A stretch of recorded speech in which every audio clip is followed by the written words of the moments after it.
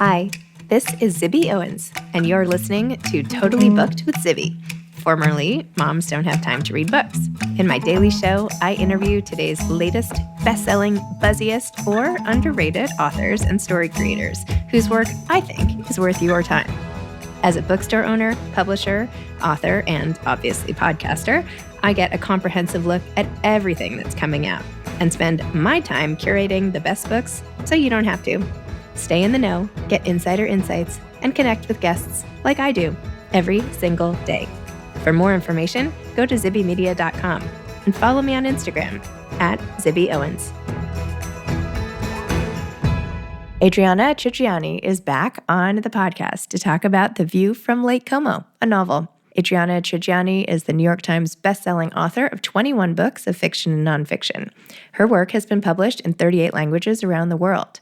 An award-winning playwright, television writer, producer, and filmmaker, Trigiani wrote and directed the major motion picture of her debut novel, Big Stone Gap, adapted her novel, Very Valentine, for television, and directed the documentary Queens of the Big Time, among others. In 2023, President Sergio Mattarella of Italy awarded Trigiani the Cavaliere dell'Ordine della Stella d'Italia. The Library of Virginia bestowed their highest honor, the Patron of Letters degree, to Trigiani in 2024. She received the 2025 Ellis Island Medal of Honor for her significant contributions to literature, culture, and community. Trigiani grew up in Appalachia in the mountains of Virginia, where she co-founded the Origin Project, a year-round in-school writing program that has served over 25,000 students since its inception in 2014. Trigiani is proud to serve on the New York State Council on the Arts. She lives in Greenwich Village with her family. Welcome back, Adriana. So excited to have you on Totally Booked with Zibby to talk about The View from Lake Como. Congrats. Thank you so much. I am thrilled and honored to be here. You know I adore you. Oh, I adore you too. Thank you. Okay, at first I thought, oh great, I'm going to Lake Como. And then I was like, what? Lake Como, New Jersey? What the heck? Okay, so your book starts in New Jersey. You get both. I know. We can't mislead our listeners. I know. You do get both, but you know at different stages of your life, you do different things. And people were getting married in New Jersey. I had cousins getting married down there and we found ourselves in New Jersey a lot. And I just started nosing around and I found this town, Lake Como, and I thought this was hilarious. This is like, is your sister city Lake Como, Italy? Like, because my mother's people are Lombardian, and so we're from that area. So then I started nosing around and found out that the town changed its name. It used to be South Belmar. This made it more hilarious to me because the property values were plummeting and they wanted to resuscitate this town. So they took a vote and they renamed it Lake Como. And the rest is history. And I just, when I go to write a book, it happens on many layers. And this character, Jess Baratta, just got divorced and she's really living in her parents' basement, sad. And she has to rebuild. And I thought, how interesting that she's living in a town that had to rebuild. Totally. I love that. Okay. Tell listeners what the book is about. Well, here's my elevator pitch. That okay. It's the story of a woman who rebuilds her life and the house that goes with it. And there's a lot of things on my mind that fed into this for the 3-year process of writing it that I contemplated. And one of them is like, where do I feel at most at peace in the world? And the truth is, I feel at peace in my grandmother and mother's hometown on the mountain in Italy. I just do. In the snow. Like, I like snow. I'm one of those people. And when I say at peace, I mean in communion with the ever after. Mm-hmm. So that I wanted to write about that. And then, and so many times too, Zibby, we make mistakes that we think are mistakes and they bring us shame and guilt and whatever, but that's not really what they are. They're just like doorways to another life. And so I wanted to dramatize that in a book. And so it's true of every layer of the book. Yeah. Well, even though the book is about Jess, it's also about Uncle Louis and what happens with his life and some of his decisions. Yeah. And as he, this is fairly on, I feel like I'm not giving too much away. I don't know. But, when he passes away very sort of dramatically and she finds out all of this stuff about her uncle, who's basically like her dad. I mean, they're so close and he's been such a role model to her. And then she has to uncover all these sort of family secrets that lay dormant. And yet you put it all under the context of like the marble industry, which who knows anything about, which is so fascinating. Talk about that relationship, the uncle-niece relationship, which, by the way, does not get a lot of airtime in fiction. No. Well, you have the ARE, and eventually I dedicated it to my 4 uncles that have passed away, that each one were very different people. But I got something from each of them. And when I dived into the relationship between Uncle Louis and Jess, you find that there's a level of honesty there that you can't have with anybody else. And she is in the family business with him. So they're the last 2 men standing. Her mother's complicated. Her uncle, Louis, tried to give his sister a job. She just was terrible with the public, but he can't tell her that. And they go on and off from not speaking. I don't know if in your family, do people not speak, or is that an Italian thing? Because they go to the island. We send them to the island. That's when we're not talking to them. Call the island.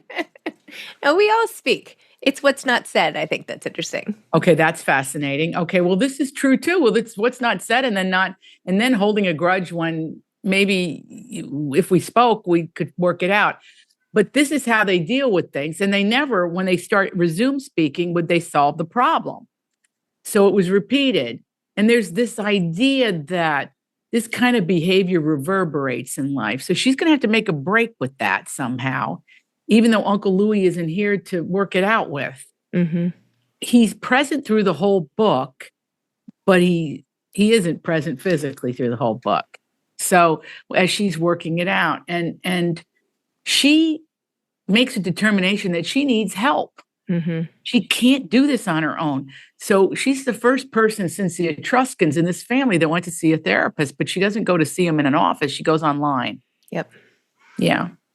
And of course, her mother says, go to the priest. It's free. What's it called? Like True Tech or something? I don't know. New Step? New Step? Therapy. Therapy. Oh my gosh. What am I talking about? Okay. I don't even know what New Step Yeah. is. Yes, which is also fascinating. We could all use a little help, I'm sure. Yeah, why not? You write your problem down in the morning and you call somebody. Hey, what do I do about this? Got any ideas? Yeah. Perfect. I found myself kind of wanting Jess to get back together with her ex. I don't know why. And I was like, why did she do that? And you say at the start that like the whole town wanted them to reconcile, right? Yes. There was like a huge movement. Yes. And, as someone who's divorced, I'm like, oh, no, they should not reconcile. There's a reason, da-da-da. But then as it kept going on, I was like, but wait, I don't know. Where's this going? Well, there's a moment in the book when they realize what they mean to each other. Mm-hmm. And sometimes, Sibby, we don't know. To me, just between us 2 girls here, I think it's a mystery what makes a marriage work. I mean, you could say communication and this and that, but it's just sort of something you sort of know. It's the same feeling you get when you know you need to get out of a relationship, that you can't stay in it another minute. If you do, you'll just shrivel up and die. I mean, so those 2 energy fields fed this novel too, because I wanted her to reconcile that she could love or appreciate or not her ex-husband and maybe get back together with him if they were at a different place. But as the novel unspools, you find out what happened. And it's the way she reacted and he reacted to this trauma. And it was never going to work, mm-hmm.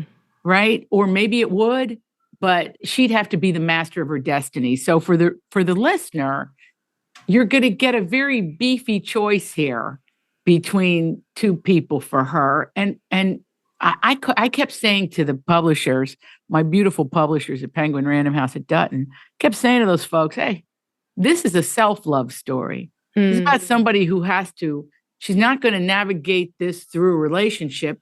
She's going to navigate it through her life experience. Very interesting. Plus, you throw in not only the travel through self and identity, but literal travel where you do take us out of New Jersey. Thank you very much. I mean, not that there's anything wrong with New Jersey, but everybody likes a little travel. Grab the passport. So you do offer us that sort of escape and through Jess's eyes, and what can we learn from other cultures, and where is our happy place in life? There's an Italian sculptor, a young sculptor named Jago, Jago. Some say Iago, some say Giago.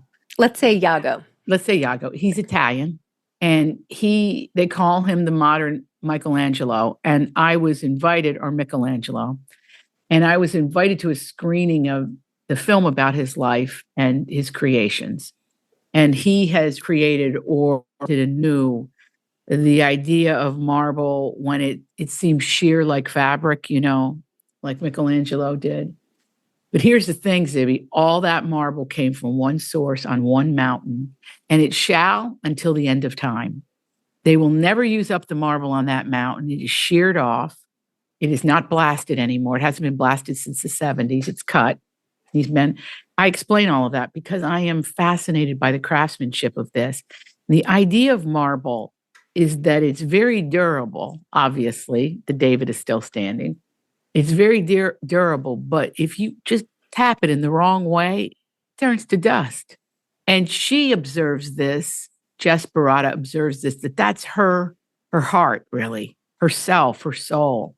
Like, it's like a woman. You tap it just in the wrong way, goodbye. We are finished, right?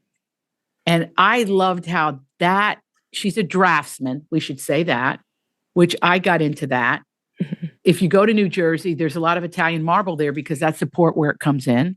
So there's a lot of marble. Carrara marble, we should say Carrara, Italy and Tuscany.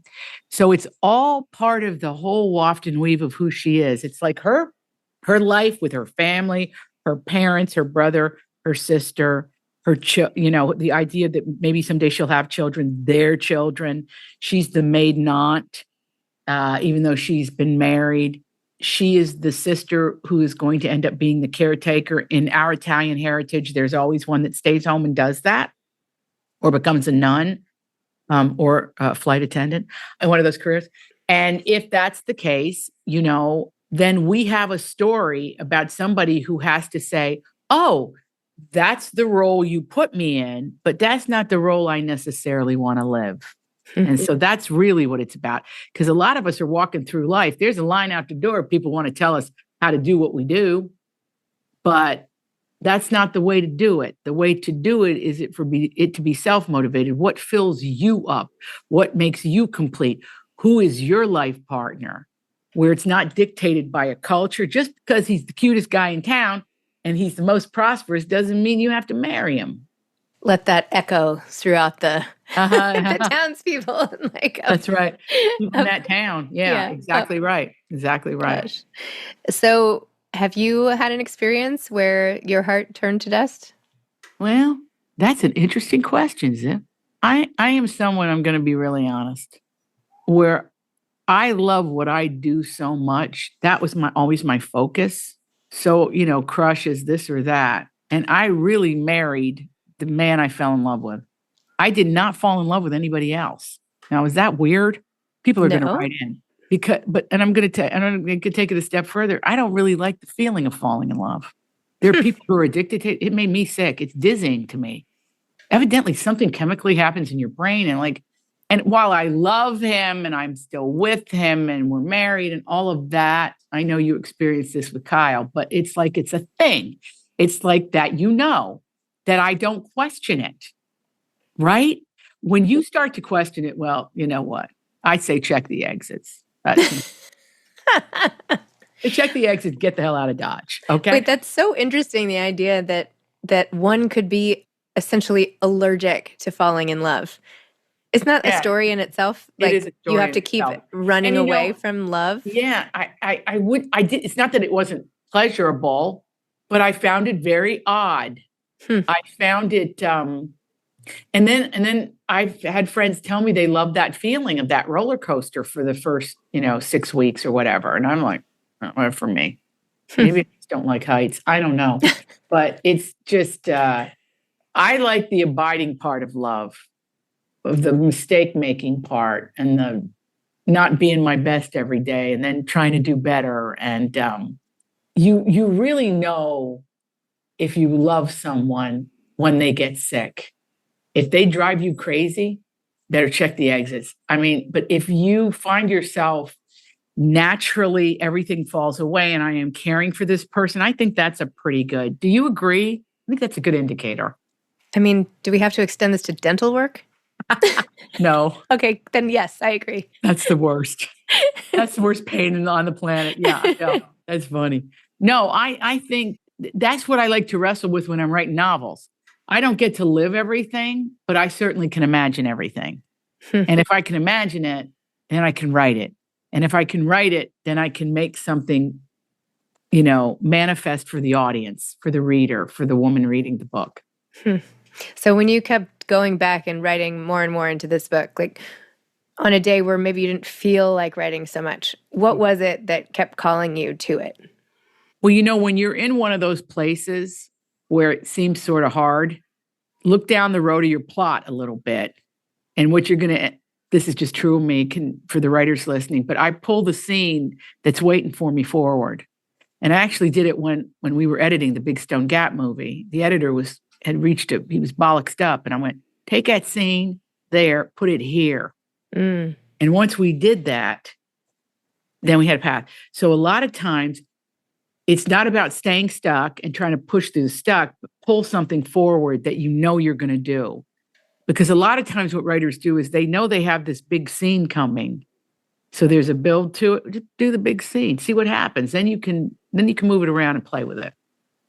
Excellent advice. Yeah, for me in the book, there's two like we call them comedy block scenes in television and film, but it's they're the family. Everybody's there, and so you have a myriad of voices, which I love those scenes, like where there's a party and somebody shouts something. And I love them, and your clues are in that scene, because from the big scene you'll see where you paired off people, and then that can create the entree into the scene.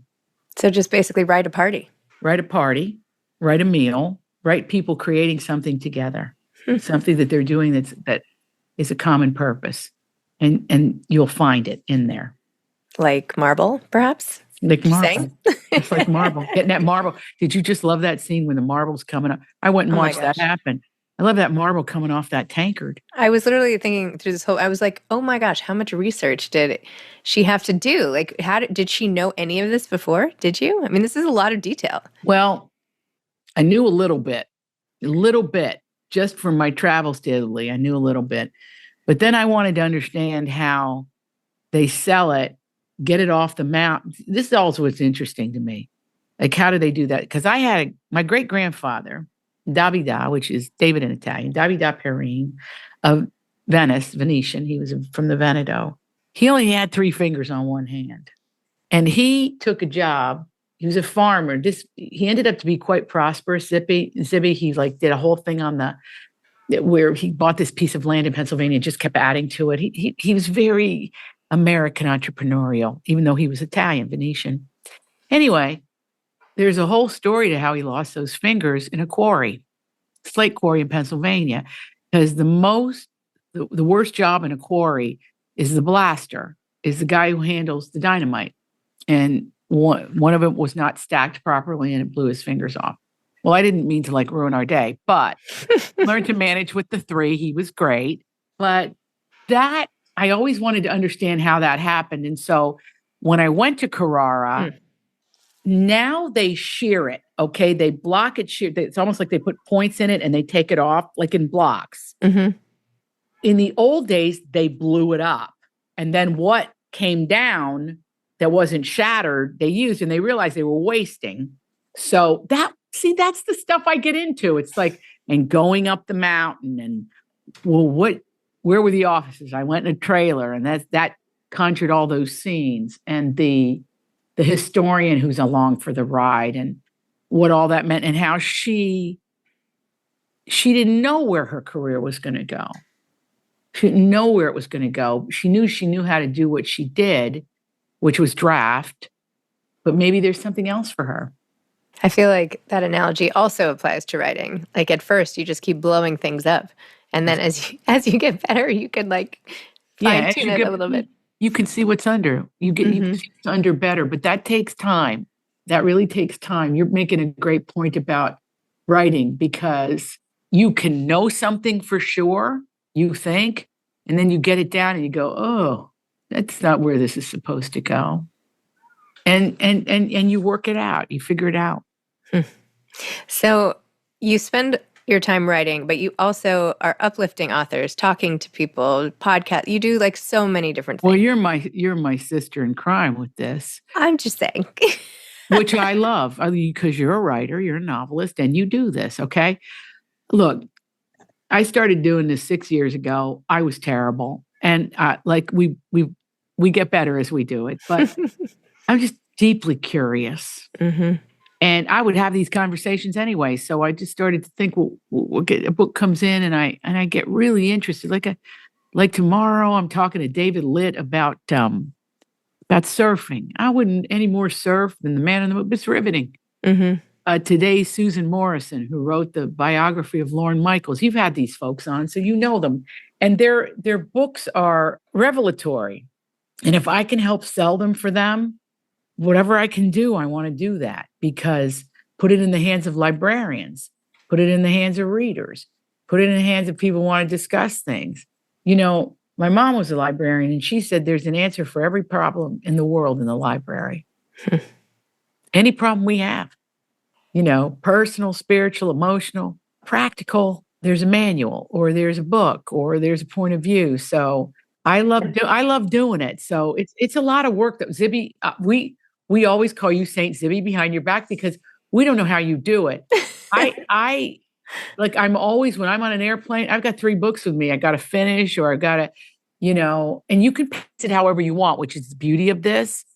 But it's a huge service to the reader, to the listener right now. It really is. And I thank you for it. I think it's great. Well, I thank you too. And I think, like you, I am also curious. And so, yes, of course, we're doing this for authors, but also for ourselves, because it's so fascinating. Your brain gets, don't you feel you're a better writer because you read at the volume you read at? That's the shocker to me, because when I was writing my novels and we were raising family, I didn't read a lot of fiction. I was writing it. So I didn't have time to read it. Mm-hmm. Well, I enjoy it, you know? Yeah. Now I really enjoy your work. I enjoy it, mm-hmm. which I didn't have the chance to do before, you know? Well, I did really love this book of yours, I have to say. It was really good. I loved that you loved it, and I love you, and I thank you so much, because little trip to Italy, not that we couldn't use one. Couldn't we always use a trip to Italy? Always, always. When you lead a retreat there, sign me up. I want to come. Okay, baby. Okay. You got it. You got it. You got it. Congratulations. Always.